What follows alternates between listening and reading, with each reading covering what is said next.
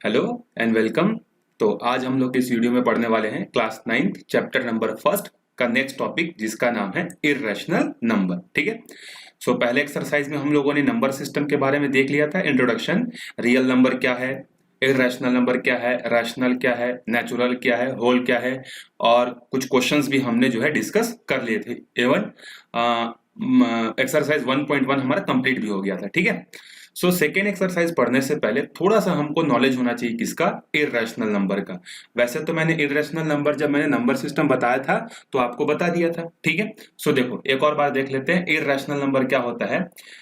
If देखो a number is called irrational if can't be expressed written in the form of p upon q where p and q are integer। क्या बोल रहा है, एक number s को हम लोग इर्रेशनल कब बोलेंगे, जब इसको हम लोग p अपॉन q के फॉर्मेट में जो है एक्सप्रेस नहीं कर पाएंगे। ठीक है, देखो लिखा है if it can not be written in the form of p upon q where q is not equals to 0।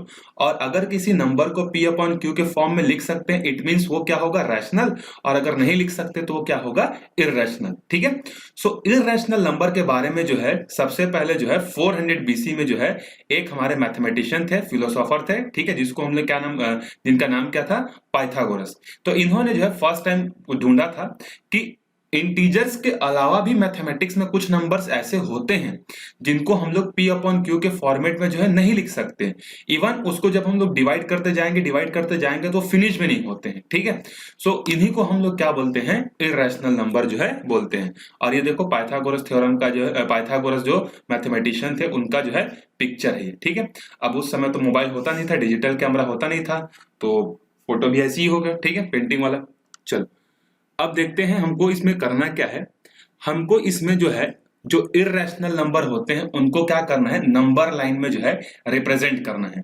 क्या करना है, नंबर लाइन में रिप्रेजेंट करना है। ठीक है, किसको, रियल नंबर को। तो रियल नंबर मतलब क्या होता है, नेचुरल, होल, इंटीजर, रैशनल और इर्रेशनल सबको मिलकर ही तो रियल नंबर बनता है।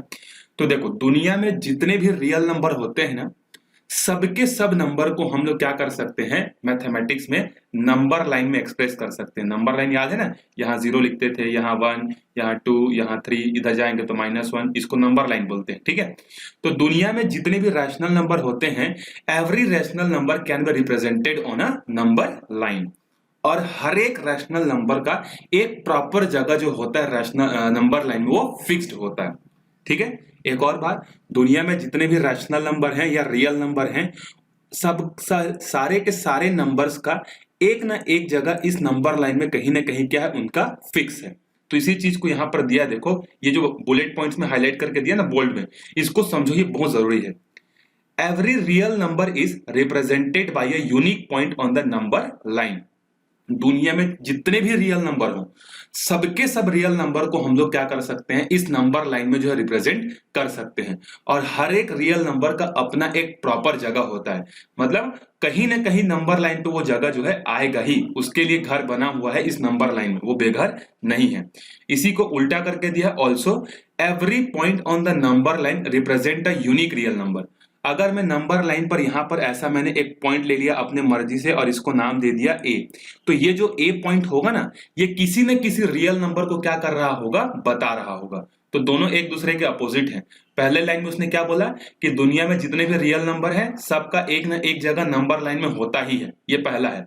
फिर दूसरा बोला कि नंबर लाइन में जितने भी पॉइंट्स होते हैं, कोई भी पॉइंट्स ले लो उसमें से, वो एक ना एक रियल नंबर को क्या करेगा, रिप्रेजेंट करेगा। अगर आप यहां लोगे तो ये किसी न किसी रियल नंबर को एक्सप्रेस करेगा, यहां लोगे तो यहां किसी न किसी को करेगा, यहां लोगे तो यहां किसी न किसी नंबर को एक्सप्रेस जो है करेगा। ठीक है। तो ये जो है इसीलिए हम लोग इसको क्या बोलते हैं, नंबर लाइन को जो है कभी कभी हम लोग क्या बोल देते हैं, इसको बोलते हैं रियल नंबर लाइन। तो अगर आपको कोई क्वेश्चन पूछ दिया कि why number line are also known as real number line, तो आंसर क्या दोगे, because every point on the number line represent a unique real number, or for every real number there is a unique point on the number line. That's why number system is also known as real number system या real number line। ठीक है, clear हो गया ये। चलो अब आते हैं, हमको इसमें करना क्या है, सेकेंड एक्सरसाइज में हमको अब इर्रेशनल नंबर को जो है हमको नंबर लाइन में क्या करना है, रिप्रेजेंट करना है। अभी हमने बात की ना कि सारे रियल नंबर को जो है हम लोग नंबर लाइन में एक्सप्रेस कर सकते हैं। तो अभी आप छोटे क्लासेस में तो कर चुके हो, 1 2 3 इंटीजर्स को तो ऑलरेडी रिप्रेजेंट कर चुके हो, ठीक है। इवन 2/3 को भी रिप्रेजेंट भी कर चुके हो कि 7th 8th में। तो अभी आप 9th में क्या सीखोगे, इर्रेशनल नंबर को जो है नंबर लाइन में किस तरीके से रिप्रेजेंट किया जाता है, ठीक है। बहुत ईजी है, एग्जाम में आता ही है और आराम से 3 नंबर आपके पॉकेट में ही है अगर समझ गए प्रोसीजर तो, ठीक है। सो देखो पहले एग्जांपल नंबर 4 को देखते हैं, उसके बाद हम लोग एक्सरसाइज पे जो है आएंगे, ठीक है। क्या बोल रहा है देखो, locate √3 on the number line. तो एक बात बताओ, √3 क्या है, एक इर्रेशनल नंबर है कि नहीं, डेफिनेटली एक इर्रेशनल नंबर है। अब इसको आपको क्या करना है, नंबर लाइन में जो है रिप्रेजेंट करना है। What we have to do, √3 को नंबर लाइन में रिप्रेजेंट करना है। सो क्वेश्चन को करते हैं साइड में और हम लोग सॉल्व करते हैं √3 के लिए, ठीक है। सो √3 को हमको रिप्रेजेंट करना है। एक एक स्टेप ध्यान से समझते जाना, ठीक है। एक समझ गए तो एक्सरसाइज में जो भी क्वेश्चन मिलेगा उसको इजीली कर सकते हो। देखो एक तो पहले नंबर लाइन ड्रॉ करोगे, ठीक है। यहां से जहां से अपना मर्जी हो, यहां से 0 ले लेना, ठीक है। यहां पर 1 ले लेना, यहां पर 2 ले लेना, यहां पे 3 ले लेना, ऐसे जो है। और ये भी डिस्टेंस कितने का लोगे, अपनी मर्जी से ले सकते हो, क्योंकि यहां पर ये नहीं बोला कि √3 सेंटीमीटर या √3 मीटर को एक्सप्रेस करो। इसके पीछे कुछ नहीं है, मतलब √3 यूनिट है, मतलब कुछ भी ले सकते हो, सेंटीमीटर ले सकते हो, मीटर ले सकते हो, जो लेना है। तो ये जो 0 से लेके 1 तक का जो डिस्टेंस है वो अपने मर्जी से कुछ भी ले सकते हो। अगर तुम चाहो तो इसको 2 सेंटीमीटर को 1 यूनिट मान सकते हो, फिर अगले 2 सेंटीमीटर को 2 यूनिट मानना, फिर अगले 2 सेंटीमीटर को तीसरा यूनिट मानना। तो हर एक के बीच में तुम चाहो तो 2-2 सेंटीमीटर का गैप ले सकते हो, या 3-3 सेंटीमीटर का भी जो है तुम गैप जो है ले सकते हो, वो तुम पर डिपेंड करता है। तुमको वहां लिखना नहीं है ना कि ये मैंने 1 सेंटीमीटर लिखा है, मतलब यहां पर ऐसा नहीं लिखोगे कि 0 to 1 2 सेंटीमीटर 2 सेंटीमीटर 2 सेंटीमीटर, ऐसा नहीं, सिर्फ 0 1 2 3 करके ऐसा लिखना है। आई होप ये समझ में आ गया होगा। अब आपको क्या करना है, इस पॉइंट को फिक्स करना है और इसको कंसिडर करना है एज अ O। इसी को ले लेना O, ठीक है। 0 लिख लेना ऊपर में ऐसा छोटा सा, और इसी को ले लेना O। अब O से जो है एक यूनिट लेंथ जो है कंसिडर करोगे। यूनिट लेंथ मतलब ये आ गया मान लो A। सो O से लेके A तक का जो डिस्टेंस है वो कितना है, 1 यूनिट, ठीक है। भले ही इसको तुमने 2 सेंटीमीटर कॉपी में ड्रॉ करने के लिए लिखा है, लेकिन ये जो है 2 सेंटीमीटर नहीं है, ये 1 यूनिट है। सो O से लेके A तक का जो डिस्टेंस है वो है 1 यूनिट, ठीक है।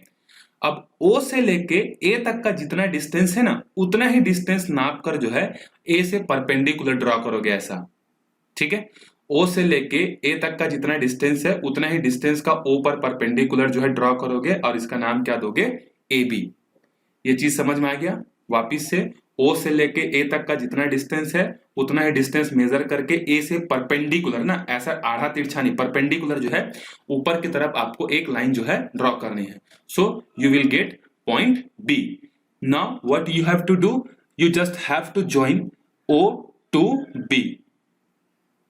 You have to join O to B। ये ऐसे कंटिन्यूअस लाइन से जो है आपको ज्वाइन करना है। तो ये जो नंबर लाइन जो हमने ज्वाइन किया OB, ये OB किसको रिप्रेजेंट करेगा, तो देखो किसको रिप्रेजेंट करेगा, ये आपने यहां पर परपेंडिकुलर ड्रॉ किया है, परपेंडिकुलर मतलब 90 डिग्री। अब अगर एक एंगल 90 डिग्री है तो देखो इन ट्राइंगल OAB, OAB क्या है, एक राइट एंगल ट्राइंगल है कि नहीं। और राइट एंगल ट्राइंगल में जो है हम लोग पाइथागोरस थ्योरम जो है अप्लाई कर सकते हैं। और पाइथागोरस थ्योरम क्या होता है आपको पता होगा, राइट एंगल ट्राइंगल में जो हाइपोटेनियस जो होता है उसका स्क्वायर जो होता है वो बेस के स्क्वायर के प्लस परपेंडिकुलर के स्क्वायर के सम के क्या होता है, इक्वल होता है। और हाइपोटेनियस कौन सा होता है, जो 90 डिग्री का सामने वाला एंगल है ना, ये वाला होगा हाइपोटेनियस, ये हाइपोटेनियस, ये वाला परपेंडिकुलर और ये वाला बेस। तो बेस कितना है 1 यूनिट, परपेंडिकुलर कितना है 1 यूनिट, तो दोनों की जगह 1 1 रख दो, तो 1 का स्क्वायर प्लस 1 का स्क्वायर। तो 1 का स्क्वायर करने से क्या मिलता है, 2 मिलता है, नहीं 1 ही मिलता है। 1 का स्क्वायर कितना भी कर लो वो 1 ही देगा आपको, ठीक है। सो 1 का स्क्वायर 1, 1 का स्क्वायर 1, तो 1 + 1 हो गया 2। लेकिन यहाँ तो हाइपोटेनियस का स्क्वायर है तो हमको तो हाइपोटेनियस चाहिए, तो स्क्वायर इधर जाके क्या बन जाएगा, रूट बन जाएगा। तो हमको हाइपोटेनियस कितना मिल गया, √2। इसका मतलब क्या है आपको समझ में आया कि ये वाला जो लाइन अभी जो हमने ड्रॉ किया है, ये लाइन कितना है, √2 है। समझ में आ गया? ये लाइन कितना है? √2। लेकिन क्या आपको √2 को रिप्रेजेंट करना है? आंसर है नहीं, हमको किसको रिप्रेजेंट करना है? √3 को।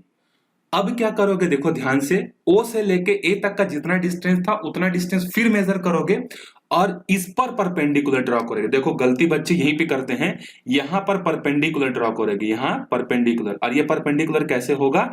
आप क्या करना, स्केल को जो है यहां पर रखना, और या फिर आपके पास अगर प्रोटेक्टर होगा या आपके पास जो भी होगा उससे 90 डिग्री बनना चाहिए।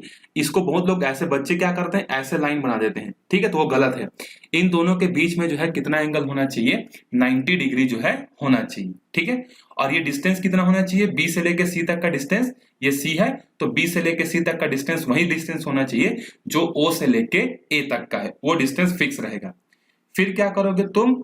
फिर जो है इसको यहां से फिर से ज्वाइन करोगे। देखो मैं फ्री हैंड ड्रॉ कर रहा हूं, इसीलिए ये लाइन जो है हमको क्या दिख रहा है, ये जो है स्ट्रेट नहीं दिख रहा है, लेकिन आप तो स्केल से ड्रॉ करोगे प्रॉपर, ठीक है, तो स्केल से ड्रॉ करोगे तो आपका परफेक्ट लाइन जो है आपको मिलेगा।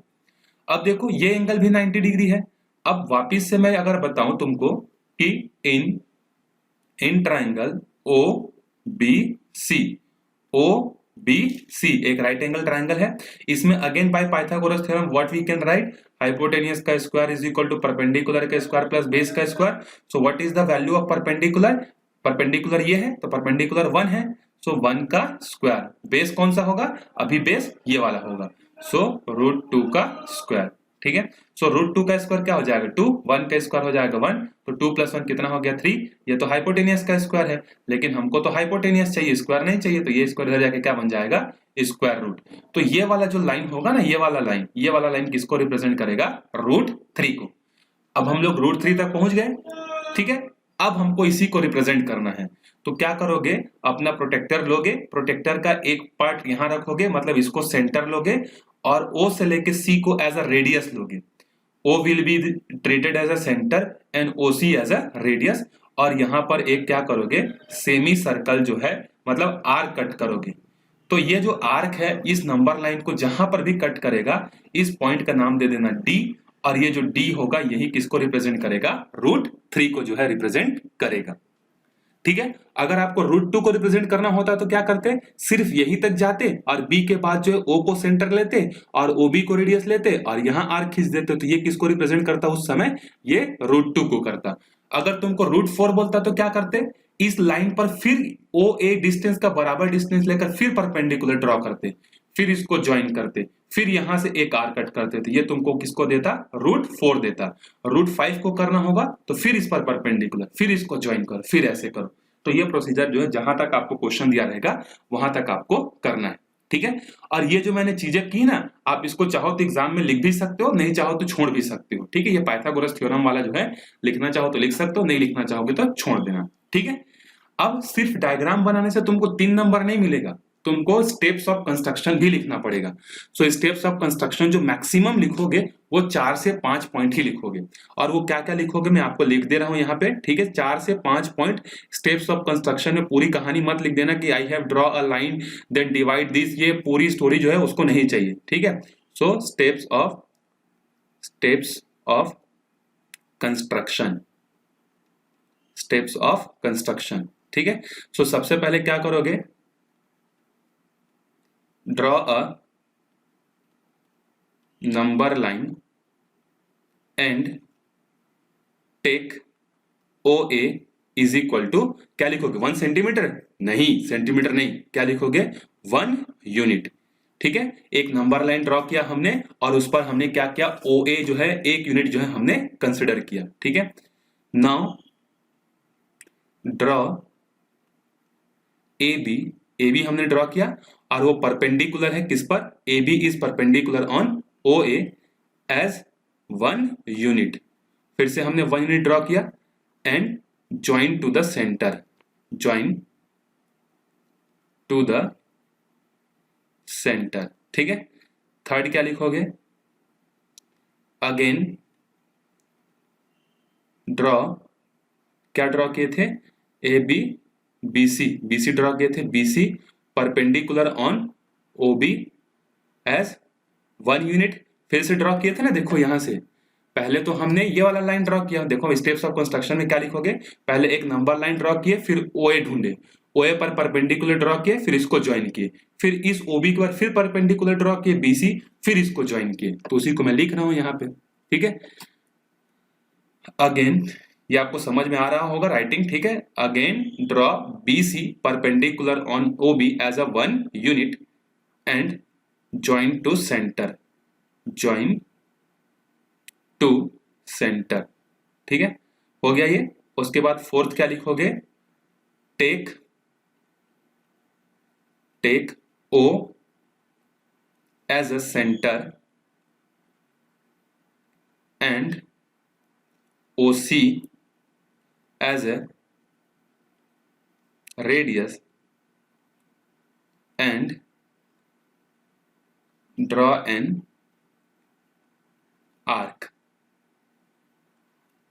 Next last लिखोगे, the point where arc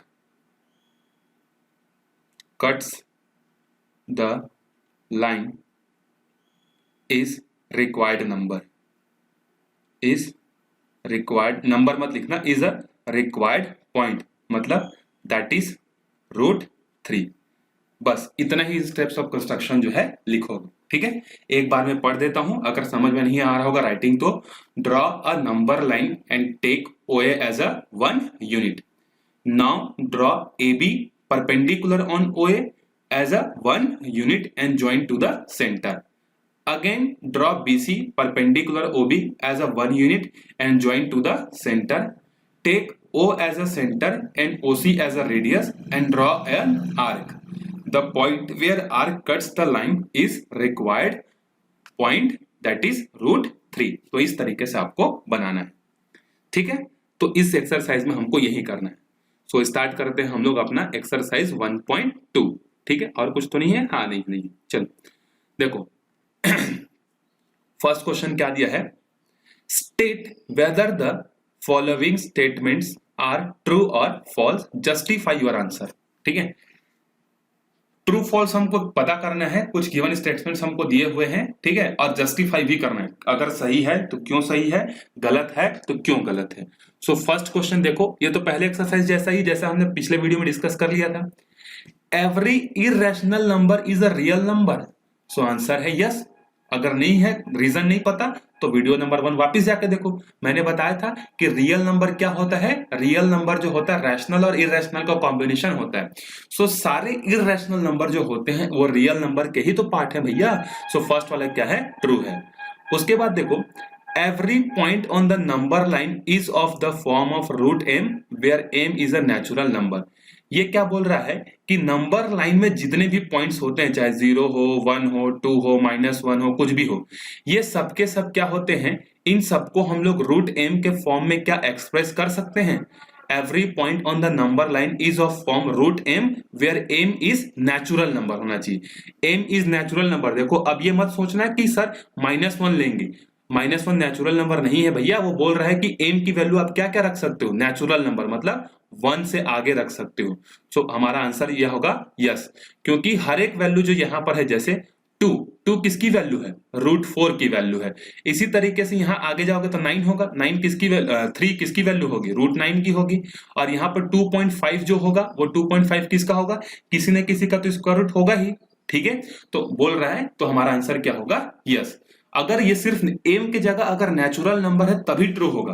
अगर m के जगह इंटीजर बोल देता तब ये गलत हो जाता। क्यों, क्योंकि इंटीजर में नेगेटिव भी आता है, और अगर मैं यहाँ पर -√2 बोल दूं तो ये निकालना पॉसिबल नहीं है। तो नेचुरल नंबर के लिए सही है कि नंबर लाइन में जितने भी पॉइंट्स होते हैं वो सब के सब क्या होते हैं, √m की ही वैल्यू होते हैं, जहां पर m के जगह आप कोई भी नंबर पुट अप कर सकते हो, नेचुरल नंबर। थर्ड है, every real number is an irrational number.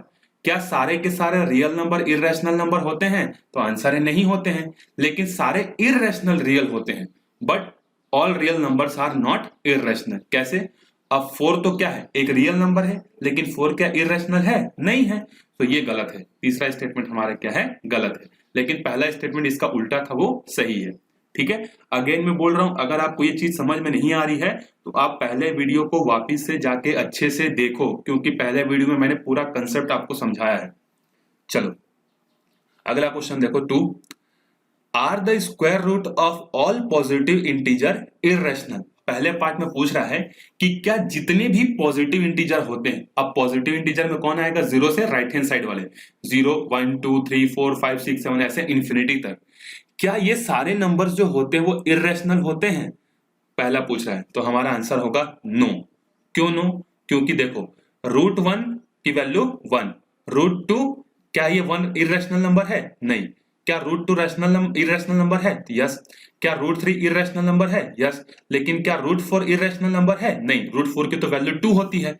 तो ऐसा जरूरी नहीं है कि सारे पॉजिटिव इंटीजर्स क्या हो, इररेशनल हो। फॉर एग्जांपल देखो √4 एक इररेशनल नंबर नहीं है, √1 भी एक इररेशनल नंबर नहीं है, √9 भी एक इररेशनल नंबर नहीं है, √16 भी एक इररेशनल नंबर नहीं है। तो ऐसा जरूरी नहीं है कि सारे के सारे पॉजिटिव इंटीजर क्या हो, इररेशनल हो। तो यहां पर लिखोगे नो, फिर कॉमा लगाओगे, बोल रहा है कि if not give an example of the square root of a number line that is rational number. तो बहुत सारे एग्जांपल है, लिख देना √1 √4 √9 √16, all these are example of the rational number, जिसका स्क्वायर रूट अगर हम लोग निकालेंगे तो ये सब हमको क्या देंगे, ये 1 देगा, ये 2 देगा, ये 3 देगा और ये 4 देगा, और ये सब क्या है, रैशनल है। तो भले ही ये स्क्वायर रूट के फॉर्म में तुमको दिख रहे होंगे, लेकिन हर स्क्वायर रूट वाला नंबर इररेशनल होगा ऐसा जरूरी नहीं है। ठीक है, चलो क्वेश्चन नंबर 3, आई होप आपको समझ में आ गया होगा। नहीं आया होगा तो कमेंट करके बताना, या वीडियो के लास्ट में मेरा नंबर दिखेगा आपको, आप मेरे से कांटेक्ट बिना डरे कर सकते हो और पूछ सकते हो कि सर मेरे को समझ में नहीं आया, then I will explain to you, ठीक है, separately. Now so how √5 can be represented on the number line. ठीक है, नंबर लाइन में √5 को तुम कैसे एक्सप्रेस कर सकते हो भैया, तो चलो साइड में कर देते हैं। वैसे तो √3 तो कर ही चुके हैं, तो अब जो है स्टेप्स ऑफ कंस्ट्रक्शन लिखना ऊपर वाले क्वेश्चन में सीख गए हो, सेम वैसे ही लिखोगे, बस जहां जहां √3 लिखो वहां √5 लिख देना। ठीक है, तो मैं आपको बता दे रहा हूं कैसे करोगे। ठीक है, एक तो नंबर लाइन ड्रॉ करोगे, पेंसिल से नीट एंड क्लीन होना चाहिए ना, यहां पर करोगे 0 और इसी का नाम दे देना O से लेके यहां का ले लेना 1 यूनिट, इसको लिखना 1, इधर होगा 2, इधर लिखना चाहो तो लिख सकते हो। O से लेके A तक का डिस्टेंस तुम जितना चाहो ले लेना, लेकिन इसको 1 यूनिट मानना। और ऊपर में ऐसा करके ग्राफ में जब ड्रॉ करोगे या कॉपी में ड्रॉ करोगे तो वहां पर स्केल लिख लेना कि तुमने क्या किया है, 2 सेंटीमीटर को जो है 1 यूनिट माना है। ठीक है, ऐसा, या 3 सेंटीमीटर को लिया तो 3, 4 को लिया तो 4, मतलब आपको ये डिस्टेंस अपने मर्जी से लेना है और ऐसा लेना है कि क्लियरली दिखे। अब अगर 1 सेंटीमीटर ले लोगे तो इतना छोटा हो जाएगा कि डायग्राम में दिखेगा ही नहीं। ठीक है, और अगर 10 सेंटीमीटर लोगे तो इतना बड़ा हो जाएगा कि कॉपी में ही नहीं आएगा। तो उस हिसाब से अपना माइंड यूज करके 3 सेंटीमीटर 4 सेंटीमीटर ले लेना, आपको क्लियरली जो है आपके कॉपी के हिसाब से जो है साइज के हिसाब से आ जाएगा। 2 ले लेना या 2.5 या 3 के बीच में ले लेना, आपको परफेक्ट मिल जाएगा। ठीक है, सो O से लेके 1 ये तक का डिस्टेंस कितना है, 2 सेंटीमीटर, लेकिन 2 बोलोगे नहीं, कितना बोलोगे, 1 यूनिट, क्योंकि उसने √5 सेंटीमीटर को रिप्रेजेंट करने नहीं बोला, उसने बोला सिर्फ √5 को करो। ठीक है, सो O से लेके 1 तक का A का डिस्टेंस 1, और ये जितना डिस्टेंस है उतना ही परपेंडिकुलर डिस्टेंस ड्रॉ करोगे AB, फिर इसको यहां से ज्वाइन करोगे। ठीक है, फिर यहां से परपेंडिकुलर ड्रॉ करोगे एक और यूनिट, तो तुमको क्या मिलेगा, BC, फिर इसको ज्वाइन करोगे। तो ये किसकी वैल्यू है, √3 की, या किसकी वैल्यू √2 की, और ये वैल्यू किसकी है, √3 की। फिर इस पर परपेंडिकुलर ड्रॉ करोगे। तो देखो एक चीज याद रखना, अगर आपका डायग्राम ऐसे नीचे की तरफ झुकते जा रहा होगा तो समझ जाना गलत बना रहे हो, ये डायग्राम हमेशा ऊपर बढ़ते हुए जाएगा। ठीक है, सो ये वाला कौन सा होगा, ये वाला होगा हमारा √4। फिर इस पर परपेंडिकुलर ड्रॉ करोगे। ठीक है, तो ये वाला जो लाइन जो होगा अल्टीमेटली ये वाला लाइन किसको रिप्रेजेंट करेगा, √5 को। फिर इसके बाद क्या करना है, O को सेंटर लेना है, और ये C और ये D और ये E, और OE को रेडियस लेना है, और यहां से एक ऐसा जो है तुमको आर्क जो है क्या करना है, कट करना है। तो ये जहां पर भी कट करेगा F पॉइंट, ये F पॉइंट ही तुम्हारा क्या होगा, √5 होगा।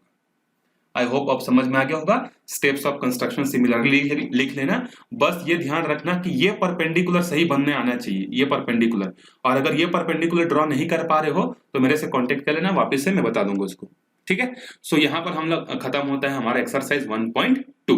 ठीक है। क्वेश्चन नंबर 4 क्लास एक्टिविटी है, आराम से कर सकते हो क्लास में, ठीक है, कोई बहुत बड़ी चीज नहीं है।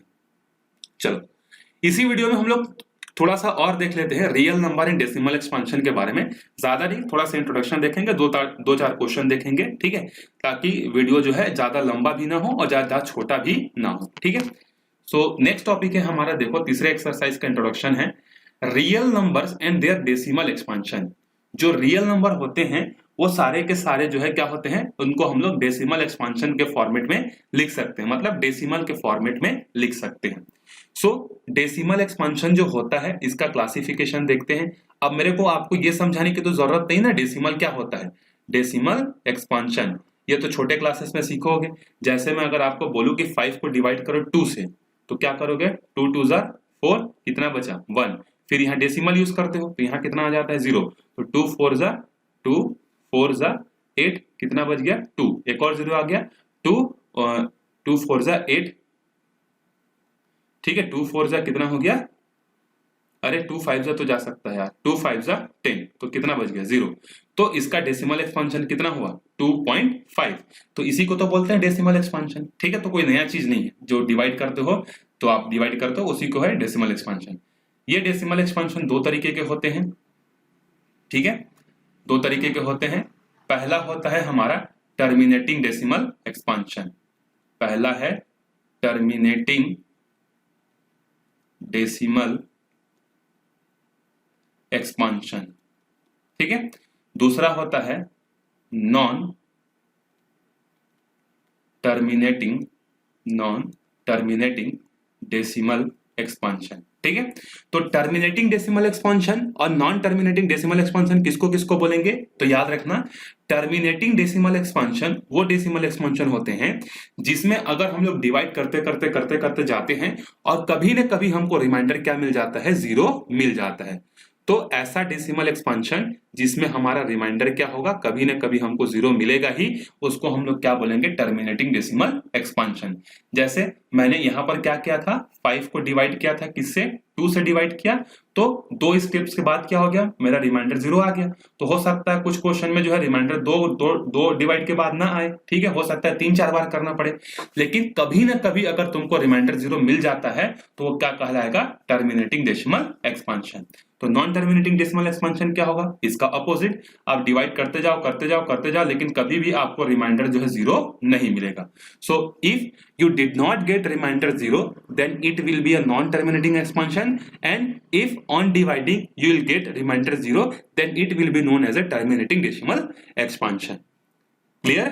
टर्मिनेटिंग में डिवाइड करने से कभी न कभी रिमाइंडर 0 मिलेगा ही, नॉन टर्मिनेटिंग में कितना भी डिवाइड कर लो सुबह से शाम तक, अगले जन्म तक, लेकिन कभी भी जो है वो 0 नहीं मिलेगा। तो ऐसे डेसिमल एक्सपांशन क्या कहलाते हैं, नॉन टर्मिनेटिंग डेसिमल एक्सपांशन कहलाते हैं।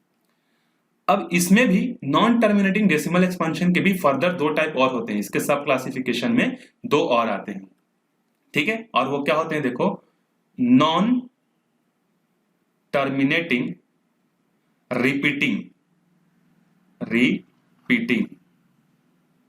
या इसको रिक्यूरिंग भी बोलते हैं।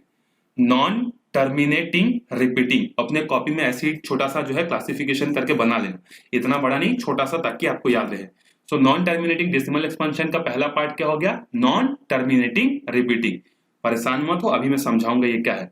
उसके बाद दूसरा है नॉन टर्मिनेटिंग, शॉर्ट पे लिख रहा हूं, नॉन टर्मिनेटिंग नॉन रिपीटिंग और नॉन रिक्यूरिंग, ठीक है, नॉन टर्मिनेटिंग और नॉन रिक्यूरिंग। अब ये दोनों क्या होते हैं समझो थोड़ा सा। एक चीज तो कंफर्म है, नॉन टर्मिनेटिंग है, इसका मतलब क्या है कि डिवाइड करने से कभी भी आपको जो है रिमाइंडर 0 नहीं मिलेगा। लेकिन इसके भी क्लासिफिकेशन होते हैं, कैसे, अगर मैं बोलूं आपको कि 10 को डिवाइड करो 3 से, तो कितना हो जाएगा, 3 3 ज़ा 9, 1 बचेगा, आप डेसिमल लगाओगे फिर 0 आएगा, 3 3 ज़ा 9, और ये कैसा होगा 3.33333333333 आ रहा है कि नहीं। तो क्या ये टर्मिनेट हो रहा है, क्या कभी भी आपको रिमाइंडर 0 मिलेगा, नहीं मिलेगा। तो पहली चीज तो ये क्या है, नॉन टर्मिनेटिंग है। दूसरी चीज क्या है कि डेसिमल के बाद के जितने डिजिट हैं, डेसिमल के बाद के, याद रखना, डेसिमल के बाद के जितने डिजिट हैं वो देखो सबके सब क्या कर रहे हैं, रिपीट कर रहे हैं कि नहीं, सबके सब रिपीट हो रहे हैं। तो ये किसके अंडर में आएगा, 10/3 वाला decimal expansion, non terminating repeating. जहां पर डेसिमल के बाद के सारे नंबर क्या होते हैं, रिपीट होते हैं।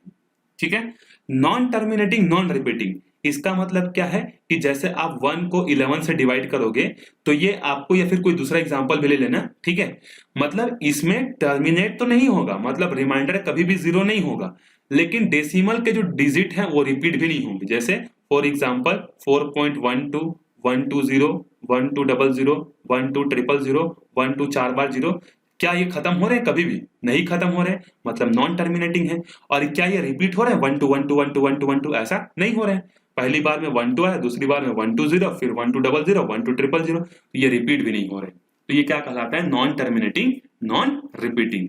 खत्म भी नहीं हो रहा है, रिपीट भी नहीं हो रहा है। ये खत्म भी नहीं हो रहा है लेकिन रिपीट हो रहा है।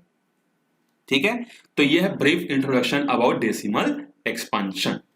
आई होप अब आपको क्लियर हो गया होगा। ठीक है, चलो स्विच करते हैं एक आध क्वेश्चन पे। जैसे हमको पहला क्वेश्चन क्या दिया, देखो आप सॉल्यूशन को देखो चाहे मत देखो, लेकिन आपको समझ में आना चाहिए। ठीक है, चलो पहला क्वेश्चन क्या दिया, देखो find the decimal expansion of 10/3। इसको तो मैंने बताया था भैया, देखो इसको डिवाइड करते जाओ करते जाओ करते जाओ, कभी भी आपको जो है रिमाइंडर 0 नहीं मिलेगा। मतलब एक चीज तो फिक्स है कि ये पहले कौन सा टाइप का है, नॉन टर्मिनेटिंग है। उसके बाद से देखो 3 3 3 3 आ रहा है, मतलब ये क्या है, नॉन रिपीटिंग नॉन टर्मिनेटिंग, ये सॉरी नॉन टर्मिनेटिंग और रिपीटिंग है। ठीक है, नॉन टर्मिनेटिंग रिपीटिंग, क्योंकि डेसिमल के बाद के नंबर रिपीट हो रहे हैं। तो इसको साउथ इंडियन वाले मूवी का एनटीआर मत समझ लेना ना, नॉन टर्मिनेटिंग रिपीटिंग है ये। साउथ मूवी में एक हीरो है ना, ठीक है, छोटे हाइट का, एनटीआर, जूनियर एनटीआर। ठीक है, तो ये नहीं है ना, नॉन टर्मिनेटिंग रिपीटिंग है ये। अब यहां देखो जब 7/8 करोगे तो ये रिमाइंडर हमको क्या मिल रहा है, कभी ना कभी तो 0 मिल गया, कितने स्टेप्स के बाद मिला उससे फर्क नहीं पड़ता, तो रिमाइंडर 0 मिल गया, मतलब ये क्या, सिंपली टर्मिनेटिंग डेसिमल एक्सपांशन है। उसके बाद देखो 1/7, 1/7 को जब करोगे तो देखो पहले 7 0 जा 0 किए, फिर यहाँ आया, अब देखो यहाँ से फिर 1 आ गया, फिर यहाँ पर कितना आएगा, 10 आएगा, मतलब फिर से क्वेश्चन रिपीट हो गया। ठीक है, तो ये क्वेश्चन वापिस से क्या होगा, इसके बाद फिर से यहाँ पर क्या आएगा 1 4 2 8 5 7, फिर इसके बाद क्या आएगा 1 4 2 8 5 7, फिर क्या आएगा 1 4 2 8 5 7, मतलब ये रिपीट हो रहा है। ठीक है, तो ये क्या है, नॉन टर्मिनेटिंग और रिपीटिंग है। रिपीट हो रहा है कि नहीं, भले ही कितने डिजिट के बाद रिपीट हो रहा है, 1 2 3 4 5 6, 6 डिजिट के बाद रिपीट हो रहा है, लेकिन रिपीट तो कर रहा है ना अपने आप को, तो नॉन टर्मिनेटिंग रिपीटिंग होगा, ये भी एनटीआर होगा। आया समझ में ये? चलो उसी चीज को दिया, देखो द रिमाइंडर बिकम 0, ऊपर में दिया ना, देखो रैशनल जो है दे दिया है, the remainder becomes 0, then it will be a then it will be a terminating decimal expansion, और अगर रिमाइंडर 0 नहीं होगा तो नॉन टर्मिनेटिंग डेसिमल एक्सपांशन होगा। ठीक है, अब जो है देखो हमको इस तरीके के क्वेश्चन जो है डेफिनेटली मिलेंगे, एग्जांपल नंबर 7 जैसे क्वेश्चन आपको मिलेंगे ही, डेफिनेटली श्योर है। और ये example most of the important है, एग्जाम में आपको सेम क्वेश्चन आपको मिलेगा। ठीक है, तो इस टाइप के क्वेश्चन को कैसे सॉल्व करते हैं देखते हैं। एग्जांपल नंबर 7 को भी देखेंगे और एग्जांपल नंबर 8 को भी देखेंगे, बोथ आर इंपॉर्टेंट। सो इसको साइड में करते हैं, क्योंकि सॉल्यूशन देख के करने से मजा नहीं आएगा, किक नहीं मिलेगा।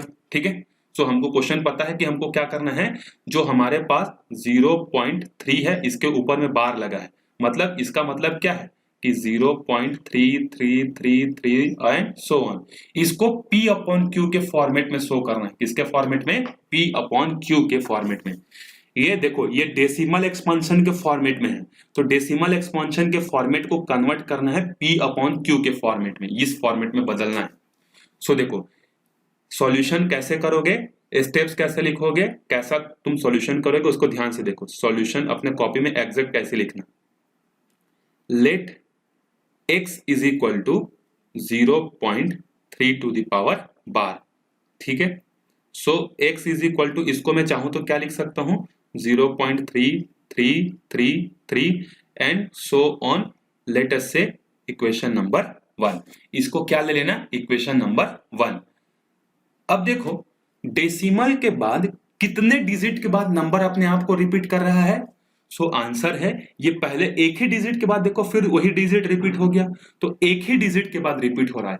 तो एक डिजिट के बाद अगर रिपीट होगा तो तुमको दोनों साइड क्या करना है, 10 से मल्टीप्लाई करना है। और अगर 2 डिजिट के बाद अगर रिपीट होगा तो किससे मल्टीप्लाई करोगे? 100 से। 3 डिजिट के बाद रिपीट होगा तो किससे मल्टीप्लाई करोगे? 1000 से। ठीक है, सो अभी एक ही डिजिट के बाद रिपीट हो रहा है, तो हम लोग अगला स्टेप यहां पर क्या लिखेंगे? Now multiply 10 both side. So if we multiply 10 both side, what we get? We get 10x is equal to, अब 10 से मल्टीप्लाई करोगे तो एक डिजिट तो सामने आएगा ना, तो 3.333333 and so on up to infinity. ये हो गया इक्वेशन 2। आपको इस टाइप के क्वेश्चन में 2 इक्वेशन हमेशा फॉर्म करने हैं, और वो 2 इक्वेशन कैसे होने चाहिए? वो 2 इक्वेशन ऐसे होने चाहिए जिसमें डेसिमल के बाद के जो डिजिट्स हैं वो सेम होने चाहिए। तो क्या अभी जो हमने 2 इक्वेशन बनाए, इक्वेशन 1 और इक्वेशन 2, दोनों में डेसिमल के बाद के सारे डिजिट सेम हैं? तो आंसर है। इसमें भी डेसिमल के बाद 333 है, इसमें भी डेसिमल के बाद 333 है, तो ये 2 इक्वेशन से हमारा काम चल जाएगा। अगर इन दोनों इक्वेशन में डेसिमल के बाद के डिजिट सेम नहीं होते तो हम लोग क्या करते? फिर मल्टीप्लाई करते और यहां तक लेके ही आना पड़ता कि डेसिमल के बाद के सारे डिजिट्स क्या हो जाएं? सेम हो जाएं। ठीक है, तो ऐसा करने से सॉल्व करना इजी होता है। हो सकता है आपके टीचर इसको दूसरे मेथड से बताएं। ठीक है, हर एक का अपना अपना तरीका होता है, और वैसे भी मैथ्स को सॉल्व करने के कोई एक तरीका नहीं होता है, 10 तरीके होते हैं, आंसर बस सही होना चाहिए। ठीक है, सो आप ये वाला मेथड फॉलो करना कि 2 इक्वेशन फॉर्मेट करना, और 2 इक्वेशन ऐसे फॉर्मेट करना कि उसमें डेसिमल के बाद के सारे डिजिट्स क्या हो? सेम। ठीक है, अब 2 इक्वेशन हमको मिल गए। अब आपको कुछ नहीं करना है, क्या करना है? Simply equation 2 minus equation 1, second वाले इक्वेशन में से फर्स्ट वाले इक्वेशन को माइनस कर दो, तो लेफ्ट हैंड साइड वाला क्या होगा? लेफ्ट हैंड साइड के साथ माइनस हो जाएगा, so 3.3333 so on and 0.333 so on minus करेंगे। तो देखो डेसिमल के बाद के सारे नंबर जो ऊपर वाले में है सेम टू सेम कहाँ है? नीचे वाले में भी है। मतलब डेसिमल के बाद के इधर के सारे नंबर जो होंगे सब क्या हो जाएंगे? खत्म हो जाएंगे। इसके भी और इसके भी सब खत्म हो जाएंगे। तो 3 में से 0 गया तो यहाँ कितना बचेगा? 3 बचेगा। और यहाँ कितना बचेगा? देखो 10 में से 1x जाएगा तो कितना बचेगा? 9x बचेगा। ठीक है, सो यहाँ पर x की वैल्यू क्या आएगी? 9 इधर जाके इसको डिवाइड करेगा तो ये कितना हो जाएगा? 3/9, और 3/9 को सिंप्लीफाइड वर्जन में क्या लिखा जा सकता है? 3 1 जा 3 3 जा, सो 1/3। तो देखो हमने क्या किया? इसको p/q के फॉर्मेट में लिख दिया, और x को देखो शुरुआत में ही क्या माने थे? x को तो हम लोग यही माने थे ना, सो वापिस से x की जगह ये लिख देते हैं। So 0.3 to the power bar is equal to 1/3। तो ये है डेसिमल और ये है उसका p/q फॉर्मेट। आया समझ में आपको? वापिस से रिपीट करते हैं विद इन 1 मिनट्स।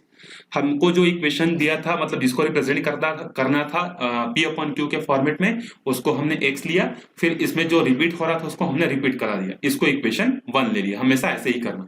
उसके बाद देखना कि कितने डिजिट के बाद नंबर रिपीट हो रही है। तो एक डिजिट के बाद हो रही थी, देखो 3, फिर 3, फिर 3, तो 10 का मल्टीप्लाई किया। अगर 2 डिजिट के बाद रिपीट होता तो 100 का करते। ठीक है, सो 10 का हमने मल्टीप्लाई किया दोनों साइड, तो हमको इक्वेशन 2 मिल गया। अब हमको 2 इक्वेशन ऐसे आइडेंटिफाई करने हैं जिनमें डेसिमल के बाद के सारे नंबर क्या हो? सेम हो। तो ये 2 इक्वेशन हमको कोइंसिडेंटली क्या हो गया? सेम मिल गया। हो सकता है कुछ क्वेश्चन में ये 2 इक्वेशन से ही काम ना चले, हमको तीसरा इक्वेशन भी बनाना पड़ सकता है। ठीक है, तो वहां पर देखेंगे। तो दोनों इक्वेशन में डेसिमल के बाद के सारे नंबर सेम थे, तो हमने क्या किया? दोनों इक्वेशन को माइनस कर दिया। तो लेफ्ट हैंड साइड वाला लेफ्ट हैंड साइड के साथ माइनस हुआ, राइट हैंड साइड वाला राइट हैंड साइड के साथ हुआ। तो इधर से माइनस होकर यहाँ पर क्या बच गया? 3, और यहाँ क्या हो गया? 9x। तो x की वैल्यू क्या हो गई? 3/9, मतलब 1/3। चेक करते हैं हमारा आंसर सही है कि नहीं। जी, 100% सही है हमारा उत्तर। ठीक है, हमारा आंसर 100% सही है।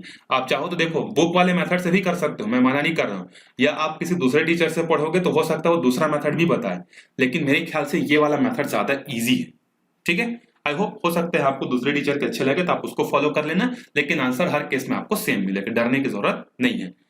एक और क्वेश्चन देखते हैं, एग्जाम्पल नंबर 8, जिसमें क्या दिया है? सो 1.272727। देखो इसी को देखो, अब डरना नहीं, इस फॉर्मेट में दिया हो चाहे इस फॉर्मेट में दिया हो, दोनों का मीनिंग एक ही है, तो कंफ्यूज नहीं होना। 272727 डॉट डॉट डॉट मतलब जा रहे हैं इंफिनिटी तक, बार लग गया मतलब ये भी इंफिनिटी तक जा रहे हैं। सो अगेन इसको करते हैं साइड में, साइड में करते हैं।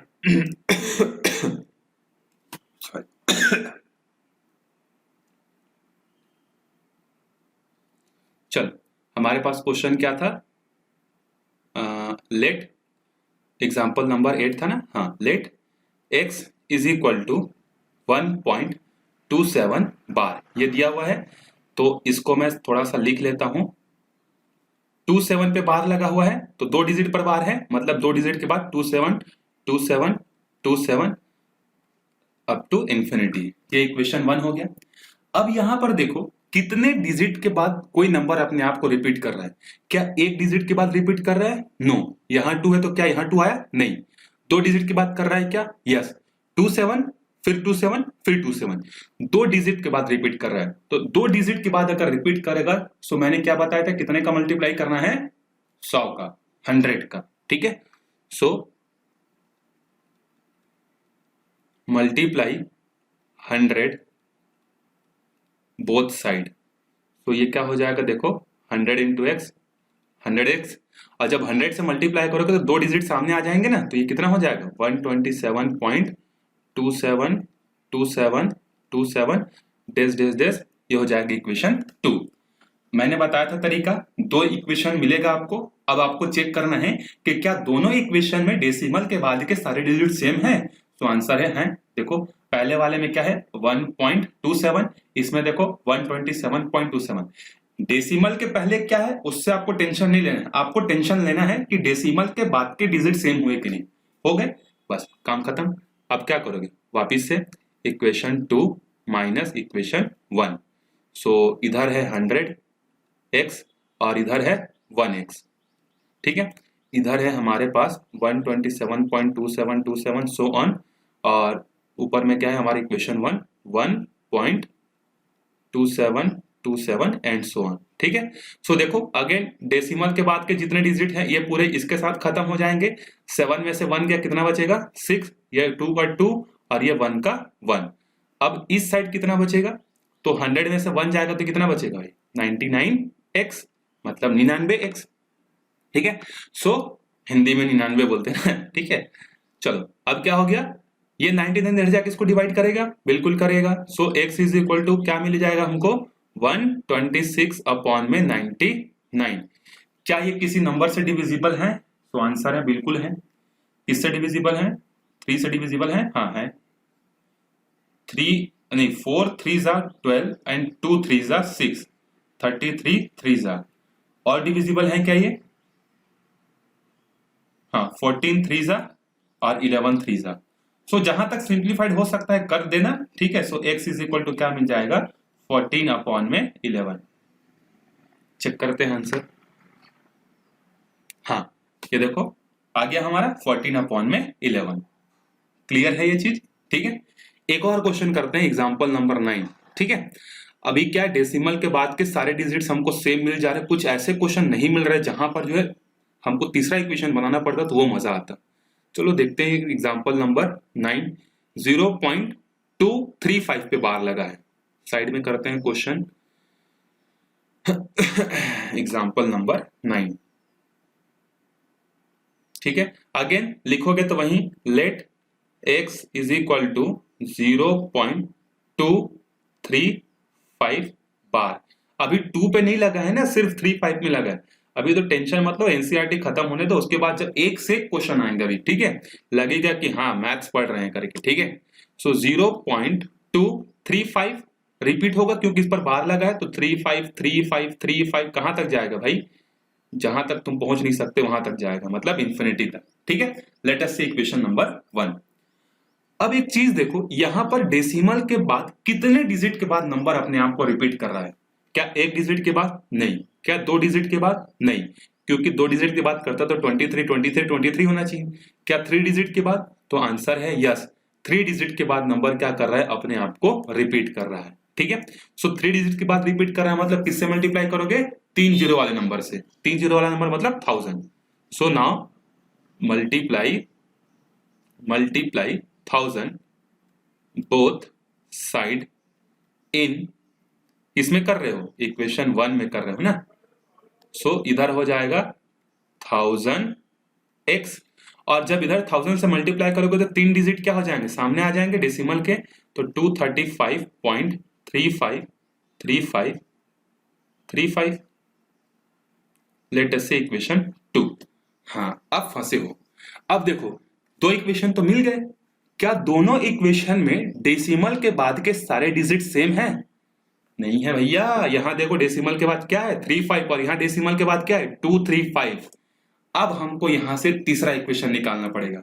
अभी दो इक्वेशन ऊपर के सॉल्व करके मजा आया था ना, जहां पर दो ही इक्वेशन से काम खत्म हो गया था। अब यहां पर हमको एक और इक्वेशन चाहिए, क्योंकि हमारा कंडीशन सेटिस्फाइड नहीं हुआ, डेसिमल के दोनों डिजिट के सेम नहीं है। तो अब देखो कैसे सेम करोगे। अब इक्वेशन 2 को देखो, इक्वेशन 2 में कितने डिजिट के बाद ये रिपीट हो रहा है अपने आप को, दो डिजिट के बाद 35 35 35। अगेन यहां पर लिखोगे नाउ मल्टीप्लाई कितने के हो रहा है, दो डिजिट के बाद 100। दो डिजिट है इसलिए 100। कौन से करोगे, इन इक्वेशन 1 में नहीं करोगे भैया, किस में करोगे 2 में। तो यही चीज याद रखना, ठीक है। जब आपको दो इक्वेशन से काम ना चले ना, तो अगला मल्टीप्लिकेशन किस में करोगे, इक्वेशन 2 में करोगे। ऊपर वाले को भूल जाओ, ये हमारे लिए कोई काम का नहीं रहा होगा, ठीक है। सो अब इक्वेशन 2 में मल्टीप्लाई करेंगे 100 का। क्यों 100 का, क्योंकि इसमें दो डिजिट के बाद नंबर क्या हो रही है, रिपीट हो रही है। सो जब 100 का मल्टीप्लाई करोगे तो दो जीरो और बढ़ जाएंगे इसके साथ, तो 1 2 और 3 तो पहले से थे, दो जीरो और बढ़ा दो, और ये x। इसमें जब 100 का मल्टीप्लाई करोगे तो दो डिजिट और सामने आ जाएंगे, तो ये कितना हो जाएगा 235 और 35। अब डेसिमल में 35 35। अब ये तो इंफिनिटी तक गया है ना भाई, तो इंफिनिटी में से थोड़ा सा चीज कम कर दोगे तो कोई फर्क नहीं पड़ेगा, ठीक है। तो अब देखो, क्या अभी भी आपको दो इक्वेशन ऐसे मिले हैं जिसमें डेसिमल के बाद के सारे डिजिट सेम हैं? तो अब बोलोगे यस सर। क्यों, इक्वेशन 2 और इक्वेशन 3 को देखो, दोनों में डेसिमल के बाद के डिजिट कैसे हैं, सेम है। अब माइनस करोगे किसको किसको, आगे का तरीका वही है, इक्वेशन 3 माइनस इक्वेशन 2, 3 माइनस 2 करोगे अभी। सो इधर कितना है ये, 1 5 जीरो ना, 1 2 3 4 5 और x और 1000 1 2 3 लेफ्ट हैंड साइड में। राइट हैंड साइड में क्या है 2 3 5 3 5.35 35 35 डेस डेस डेस, और ये है 2 3 5। अब इसको तो माइनस करने आता होगा ना, ज्यादा होशियार बन के 2 यहां मत लिख देना, 3 यहां मत लिख देना, 5 यहां मत लिख देना, पीछे जीरो मत लगा देना। ये 5 डिजिट है और ये 3 डिजिट है, तो माइनस करने आता है ना, हमेशा पीछे से लिखते हैं नंबर्स को, तो इसमें गलती मत कर देना कि ये पता चला कि इसको यहां लिख दिए और यहाँ तो 5 है यहाँ तो 3 है, तो जीरो लगा देता हूँ पीछे, ऐसा नहीं, ठीक है। माइनस करने आना चाहिए आपको। माइनस किए, इसके डेसिमल के बाद इसके डेसिमल के बाद सब कैंसल, 5 में से 5 गया 0, 3 में से 3 गया 0, 5 में से 2 गया, कितना बचा 3, ये कितना हो गया 3, ये कितना हो गया 2। अब इधर कितना बचेगा, तो 3 जीरो में से 3 जीरो जाएगा तो 3 तो बचेगा ही, 1 2 3 और x तो बचेगा ही।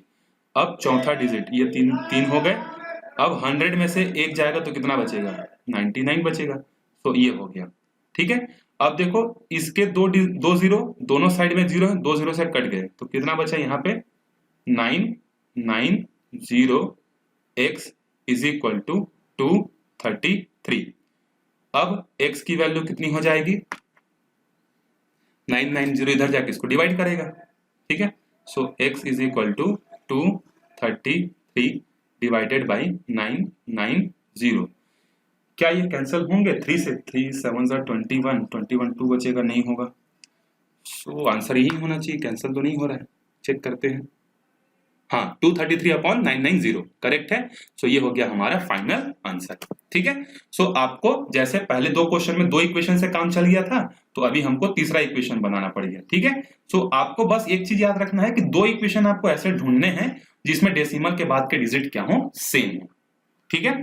ये हो गया हमारा तीसरे एक्सरसाइज का इंट्रोडक्शन हो गया। अब हम लोग अगले वीडियो में जो है क्या करेंगे, नेक्स्ट एक्सरसाइज को जो है स्टार्ट करेंगे, क्योंकि अगर इसी में हम लोग स्टार्ट करेंगे तो काफी लंबा हो जाएगा और आप लोग थक जाओगे, बोर हो जाओगे, ठीक है। तो फिर मिलते हैं अगले वीडियो में, तब तक प्रैक्टिस करते रहो। अगर कोई प्रॉब्लम क्रिएट होता है you can call me, you can contact me और comment me, then I will answer to you, ठीक है। मिलते हैं अगले वीडियो में, तब तक के लिए बाय।